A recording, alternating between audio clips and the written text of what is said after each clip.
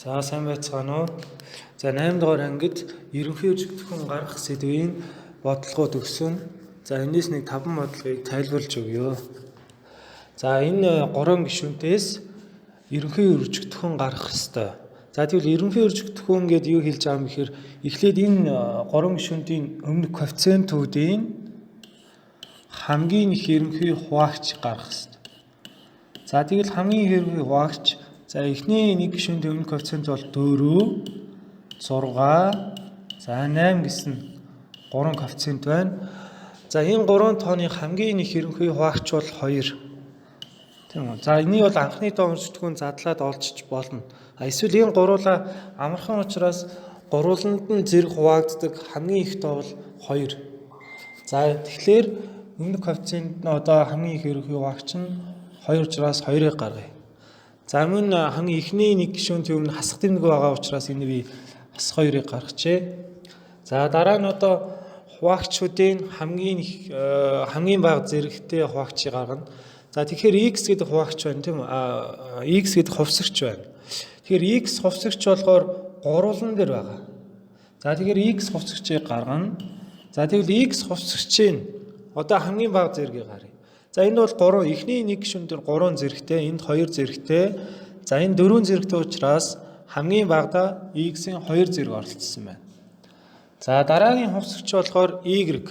За y хувьсагч бүх гишүүн дээр байна уу? Y энд байна, энд байна. Тэгэхээр гурлан дээр байгаа учраас y-ийг бас гаргана. За тэгэхээр хамгийн бага зэрэг нь болохоор энэ 1, 2, 3 гэхээр хамгийн бага оролцсон зэрэг нь 1 байна тий. За тэгэхээр 1-ийг өчөхгүй гэсэн үг. За одоо хаалт нь тийм үү? За энэ болохоор ерөнхий өржигдөн гэд хэлж байгаа. За одоо хаалт нэгээд одоо тус бүрд нь хуваагаад өчнө гэсэн үг. За ингээд хасах дөрвийг хас 2 хуваах юм бол 2. За тэгээд x-ийн 3 зэрэгэнд 2 зэрэг гэхээр хувааж байгаа учраас зэргүүдийн хасан тэгэхээр x-ийн 1 зэрэг. За дараа нь y бол хаалтны гарсан учраас энд бол бичигдэхгүй. За тэгэхээр одоо нэмэх 6-ыг хас 2-т хуваачна тий. Тэгэхээр юу болох вэ? Хасах 3. За дараа нь x-ийн 2 зэрэг байна. Энд 2 зэрэг бол гарсан. За y-ийн 1 зэрэг энд 2 зэргийн 1 зэрэг учраас 2-оос 1-ийг хасаад энэ 1 зэрэг үлдэнэ. За дараа нь хасах 8-ыг хас 2-т хуваавал нэмэх 4. За x-ийн 4 2 гэхээр x-ийн 2 зэрэг. За y-ийн за энэ 1 зэрэг гарсан учраас 3-аас 1 хасаад y-ийн 2 зэрэг үлдэнэ. За дараагийн бодлого мөн адилхан эхлээд өмнө коэффициентүүдийн хамгийн их ерөнхий хуваагчийг олно. За тэгэхээр би 16 4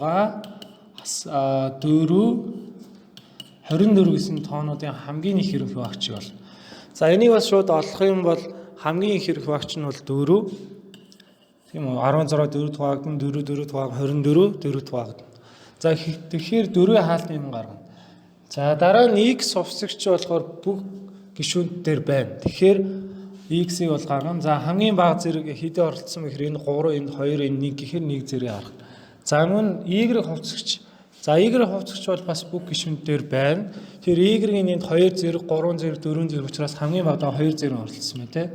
За одоо хаалт нэгээд хуваагаад бичих юм бол 16 4 хуваалаа 4.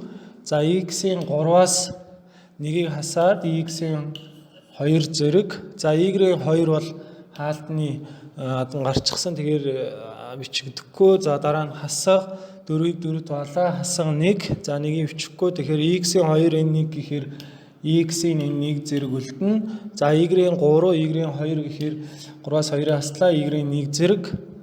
За дараа нь нэмэх 24-ийг 4 хуваалаа нэмэх 6. За x-ийн 1 зэрэг бол хаалтны гадна гарсан. Тэгэхээр y-ийн 4 2 гэхээр y-ийн 2 зэрэг. За ингээд ерөнхий өржигдөн гарах юм байна. За дараагийн бодлого болохоор арай жоохон өөр. За энд болохоор А дээр нэмэх B үе хаалт доторх энэ илэрхийл энд яг ижлэх нь өржигдөх юм байна гэсэн үг тийм. За тэгвэл А дээр нэмэх B-г би хаалтны гадна гаргах ёстой. А дээр нэмэх B-г хаалтны гадна гаргаа. Хаалт нэгээд за эхэн дээр болохоор одоо доогоор нь зурагдааг гэж хэлэх үү те 5x үлдэж байна. За хасах нь энэ хаалтны өмнө нэг гишүүнд хасах 4-ийг эргүүлж байгаа. За ингээд үржигдэхүүнд яг задлах юм байна. За дараагийн бодлого. За дараагийн бодлогыг одоо сайн харах юм бол энэ хаалт дотор x-с хасах нь 1. За энэ бол 1-ээс хасах x гээд байрыг солигдсон тийм үү? Нэг илэрхийлэл байна.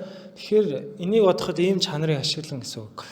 Жишээ нь a дээр нэмэх нь b гэдэг ийг b дээр нэмэх нь a-та яах вэ? Тэнцүү. Өөрөөр хэлбэл нэмэгдэхүүний байрыг солиход нийлбэрийн чанар өөрчлөгдөхгүй гэсэн. За жишээ нь одоо 5 дээр жишээ нь 3-ыг нэмэх юм бол 8, 3 дээр 5-ыг нэмвэл бас 8 тий. Тэгэхээр хоорондоо нэмэх тэмдэгтэй илэрхийллүүдийн байрыг солиход чанар нь яг өөрчлөгдөхгүй юм байна. За тэгвэл би А-гаас хасах нь B, тэнцүү B-гээс хасах нь А гэж бичвэл яах? Энэ хоёр тэнцүү болж чадах уу? За жишээ нь 6-аас хасах нь 4, 2 гарна тийм үү? За тэгвэл 4-өөс 6 хасвал хасах 2 гарна. Тэгэхээр одоо энэ хоёр тэнцүү биш байна. Тэгэхээр тэнцүүлэхийн тулд яг аль нэгний өмнө ингээд хасах тэмдэгтэй орлуулж өгөх юм. Жишээ нь хасах гэж бичих юм бол энэ хаалт дотроос хасах 2 гарна, энэ хасахтай нийлээд нэмэх 2, энэ тал бас нэмэх 2. Тэгээд тэнцэж байгаа тийм. Тэгэхээр одоо хоорондоо хасах тэмдэгтэй илэрхийлэн ингээд байрыг солих юм бол өмнө заавал хасах тэмдэгтэй гарнаа гэсэн. Ийм дүрмийг бол бид нар ашиглаж дараагийн бодлогоо бодно гэсэн үг.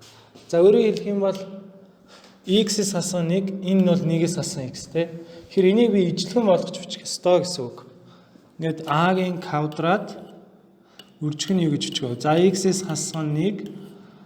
За b үржих нь энийг бас би байрыг сольж x-с хасах нь 1 гэж бичих юм бол өмнө хасах тэмдэг гарна гэдэг чинь энэний өмнөх тэмдэг солигдсон гэсэн үг. Тэгэхээр хасах тэмдгээ нэмэх болно. За ингээд өмнөхтэй адилхан энэ хоёр илэрхийлэл бол ижлэгэн учраас ерөнхий үржигдэн гаргач нь x-с хасах нь 1. За энд болохоор a квадрат нэмэх нь b болдог юм. За ингэж үржигдэх нь яах вэ? Задлагдах юм байна.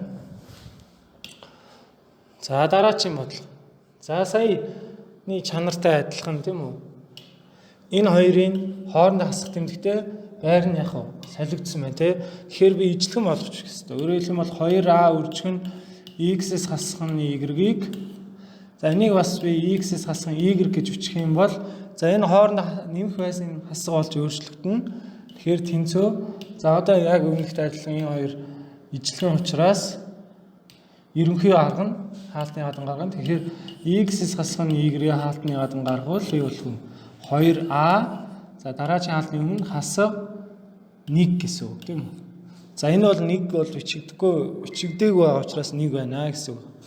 За ингээд ерөнхий үржигдэх нь гаргаж ингээд үржигдэх нь задлах юм байна.